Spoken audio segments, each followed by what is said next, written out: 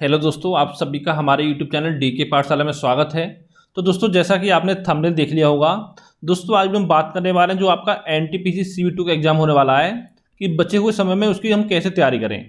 क्योंकि दोस्तों पता होगा आज आप दोस्तों आपका 20 मार्च हो गया है। अगर दोस्तों मोटा मोटा देखा जाए तो आपका 30 अप्रैल तक का दिन मान लीजिए, क्योंकि जो आपका एग्जाम है वो आपका होने वाला है मई में। हो सकता है 5 मई से हो सकता है 10 मई से स्टार्ट हो। तो यानी कि दोस्तों पूरा जो टाइम है आपको 30 अप्रैल तक का मांग चलिए, यानी लगभग 40 दिन का समय बचा हुआ आपके पास, 40 दिन का समय। उसके बाद दोस्तों जितना भी आपको टाइम मिलेगा मई में, उसको समझना आप बोनस मिला है, ठीक है। उसमें दोस्तों आपको केवल रिवीजन करना है और कुछ भी इसमें आपको नया नहीं पढ़ना है। और दोस्तों साथ ही आपको बता दूं, कल से आपके यानी दोस्तों 22 मार्च से लेकर 30 अप्रैल तक, तो दोस्तों ये आपका 40 दिन का एक प्लान हमारे द्वारा तैयार किया गया है, आपका 40 डेज प्लान, जिसमें दोस्तों डेली आपको एक वीडियो मिला करेगी। जैसे मान लो आपको 22 मार्च का प्लान है कि आपको क्या पढ़ना है, तो उसके लिए दोस्तों आपको 21 मार्च को बता दिया जाएगा रात को 9 बजे कि आपको ये टॉपिक पढ़ने हैं, आपको कैसे तैयारी करनी है। तो दोस्तों जो आपको 4 दिन का प्लान दिया जाएगा, उसमें दोस्तों जितना भी आपका सिलेबस है, यानी जो भी आपका इंपॉर्टेंट है, जहाँ से क्वेश्चन बन सकते हैं, वो सारा उसमें दोस्तों हम आपको कवर करा देंगे।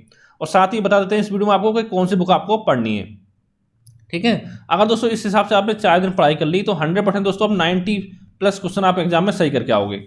क्योंकि कम से कम आपको 30 क्वेश्चन मैथ में सही करने हैं, 30 रीजनिंग में, और 30 से लेकर 35 क्वेश्चन सही करने हैं आपको जीएस में। तो पूरी आपको रणनीति बताई जाएगी उसमें।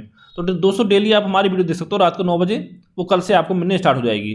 अब दोस्तों इसमें बात करते हैं कि आपको कौन कौन से टॉपिक मेनली आपको फोकस करना है। अगर दोस्तों हम पहले बात करें मैथ की,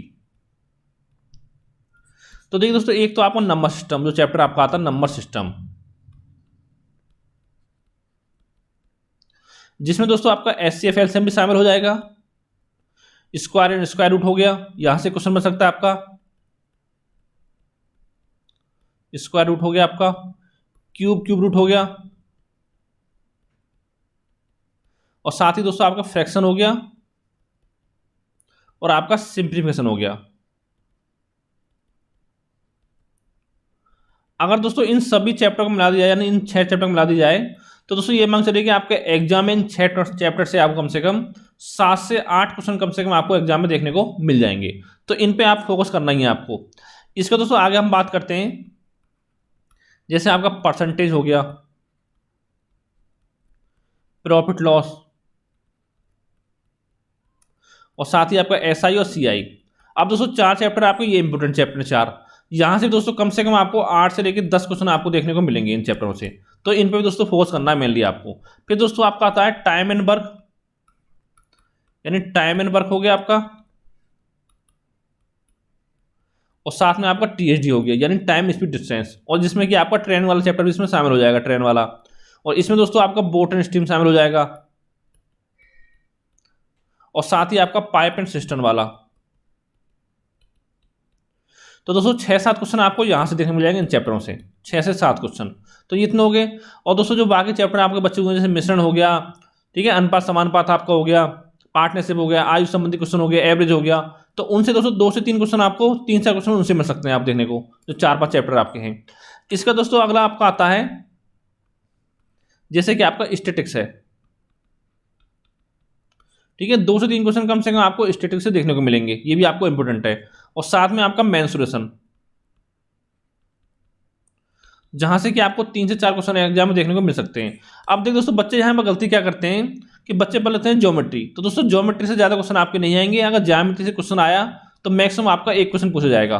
बाकी जो आपका मेंसुरेशन है 2D और 3D, वहीं से आपके क्वेश्चन एग्जाम में पूछे जाते हैं। और वो क्वेश्चन दोस्तों केवल आपके फॉर्मूला बेस होते हैं। अगर आपको फॉर्मूला याद है तो उन क्वेश्चन को आप आराम से कर ले जाओगे, ठीक है। फिर दोस्तों आपका आता है ट्रिग्नोमेट्री, और साथ में बीजगणित। बीजगणित आपको हो गया, और साथ में आपका त्रिकोणमिति हो गया। तो दोस्तों इन दोनों चैप्टर से आपके एक एक क्वेश्चन आपके, यानी ये मान लो मैक्सिमम आपके 3 क्वेश्चन इन दोनों चैप्टर्स में लाके आपके एग्जाम में पूछे जाएंगे। तो यहाँ से ज़्यादा आप क्वेश्चन आपके नहीं पूछे जाते हैं, ठीक है। तो दोस्तों जो भी आपके मेन चैप्टर मैंने आपको बता दिए किस तरह से पढ़ना है।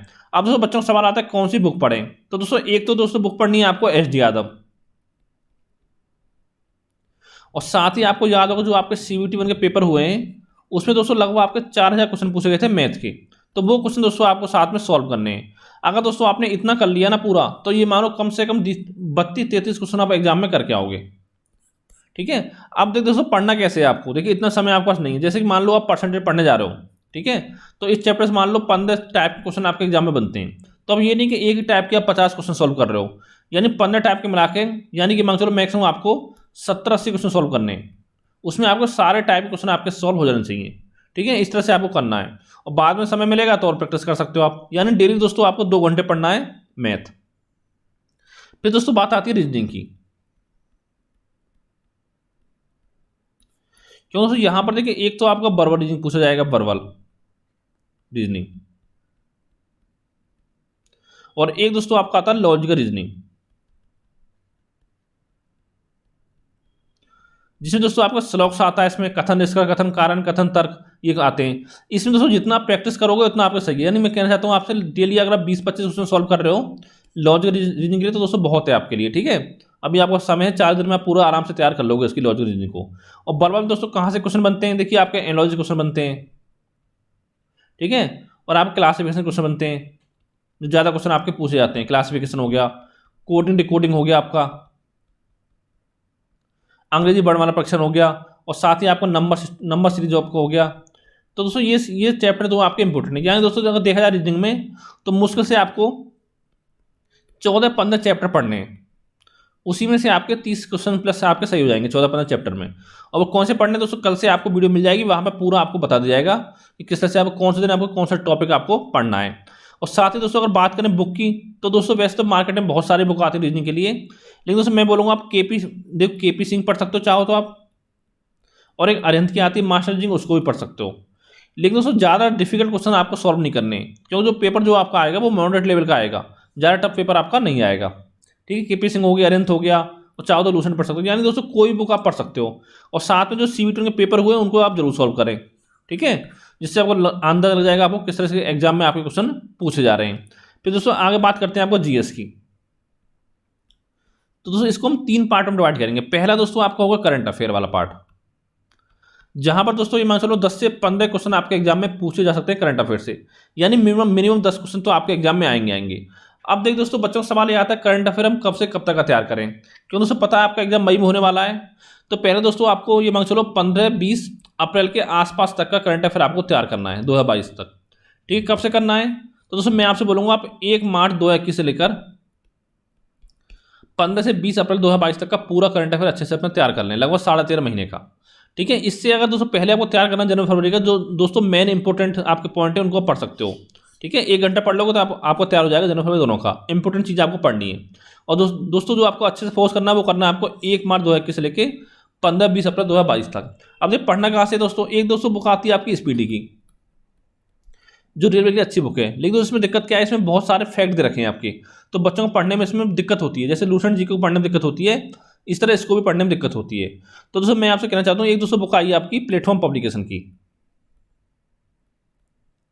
रुक्मणी प्रकाशन की, इस बुक को दोस्तों आप पढ़ सकते हो, ठीक है। इसमें आपको पूरा, इसमें जो बुक में है आपका 1 मार्च 2021 से लेकर 1 मार्च 2022 तक का पूरा आपको करंट अफेयर में अच्छे से दे रखा है। तो ये आपको तैयार करना है, ये बात हुई करंट अफेयर की। और दोस्तों मैं डेली आपको बताऊंगा कि कौन सा टॉपिक आपको कौन से दिन पढ़ना है करंट अफेयर में। फिर दोस्तों इसके बाद आपका आता है दूसरा GK, जिसमें दोस्तों आपका हिस्ट्री आ जाता है, ज्योग्राफी, पॉलिटी आपका हो जाएगा, इकोनॉमी आपका हो जाएगा, इकोनॉमिक्स, ठीक है। और साथ दोस्तों इसमें आपका स्टैटिक GK आ जाएगा, स्टैटिक GK, और साथ में आपका स्पोर्ट्स, ठीक है। अगर दोस्तों बात करें हम स्टैटिक GK और स्पोर्ट्स की, तो ये दोस्तों मान चलो यहाँ से आपको 7 से 8 क्वेश्चन कम से कम एग्जाम में देखने को आपको मिल जाएंगे। और ये भी दोस्तों आपको लूसेंट में लास्ट में सारा पार्ट आपको दे रखा है, ठीक है। और लगभग 14-15 क्वेश्चन आपको यहाँ से मिल जाएंगे देखने को, इन 4 और चीज़ों से, हिस्ट्री, ज्योग्राफी, पॉलिटी, इकोनॉमी, ठीक है दोस्तों। और बात करें इसके बाद दोस्तों आपका आता है तीसरा पार्ट जो आ रहा है वो आपका जनरल साइंस, जिसमें दोस्तों आपको फिजिक्स, केमिस्ट्री, बायोलॉजी, और साथ में दोस्तों इसमें कंप्यूटर भी अगर इसमें हम शामिल कर लें, कंप्यूटर और साथ में साइंस एंड टेक, तो दोस्तों इन 5 से मिला के आपके लगभग 20 क्वेश्चन के आसपास एग्जाम में आपके बन सकते हैं। तो देखिए ये कहाँ से पढ़ना है दोस्तों, ये सारे आपका लूसेंट से ही पढ़ना है। देखिए बात करें कंप्यूटर की, तो इसके दोस्तों बुक लेनी है आपको अरिहंत पब्लिकेशन की कंप्यूटर की, जिसमें आपके 140 पेज के आसपास हैं, उसको आपको पढ़ना है, जिसमें आपके 7-8 तो चैप्टर दे रखे हैं, और साथ में उसके आपके कुछ MCQ दे रखे हैं लास्ट में, यानी लगभग आपको 1000 MCQ इस बुक में आपको दे रखे हैं, उससे पढ़ सकते हो। तो यहाँ से 2 से 3 क्वेश्चन आपके पूछे जाएंगे। अगर पहले आपने कंप्यूटर पढ़ा हुआ है हाई स्कूल में, इंटर में या बीटेक वगैरह कर रखा हुआ आपने कंप्यूटर साइंस से, तो दोस्तों फिर आप कंप्यूटर पढ़ने की जरूरत नहीं है। अगर आपने नहीं कंप्यूटर कभी पढ़ा ही नहीं ज़िंदगी में, तो फिर आप इसको पढ़ सकते हो अरविंद की बुक को। और फिजिक्स केमिस्ट्री बायोलॉजी पढ़ना और साइंस टेक पढ़ना आपको लूसेंट जीके से। और साथ ही दोस्तों साइंस टेक जो आपका देखो, जो आपका पास्ट वाला यानी जो हिस्ट्री है साइंस टेक की, वो पढ़नी है आपको लूसेंट जीके से। और जो करंट अफेयर वाला, वो आपको करंट अफेयर इसमें कवर हो जाएगा, ठीक है। जैसे इसरो के आगामी मिशन कौन से होंगे, कौन सी मिसाइल हाल ही में लॉन्च की गई आपकी, ये सब चीज़ें। और इधर दोस्तों बात करें हम जीके में, तो ये भी दोस्तों आपको लूसेंट से ही पढ़ना है, इसमें सारा आपका कवर हो जाएगा। अब देखिए दोस्तों, इतना पढ़ने के बाद आपको एक काम इसमें और करना है, जो आपका देखो या तो CBT 1 में जो क्वेश्चन आपके पूछे गए हैं वो उनको आप सॉल्व कर सकते हो। अगर इनको नहीं करना चाहते हो तो एक बुक आपकी आती है मार्केट में स्पीडी की, स्पीडी सामान्य अध्ययन, ठीक है, जिसमें जो भी आपके पेपर जितने हुए हैं पिछले 15-25-30 सालों में रेलवे के, वो सारे पेपर इसमें आपको दे रखे हैं, चाहे ALP का हो, ग्रुप D का हो, रेलवे का हो, उसको दोस्तों आप सॉल्व कर सकते हो।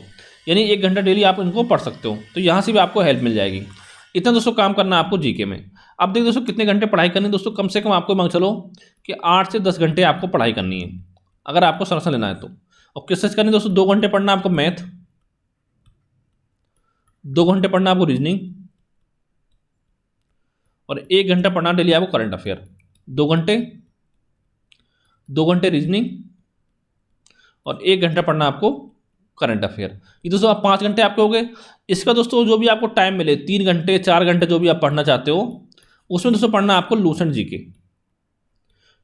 पढ़ना है। और साथ में पढ़ना है आपको कंप्यूटर, जो मैंने बताया लूसेंट से नहीं पढ़ना आपको, ये पढ़ना है अरविंद बुक से। इतना दोस्तों काम आपको करना है।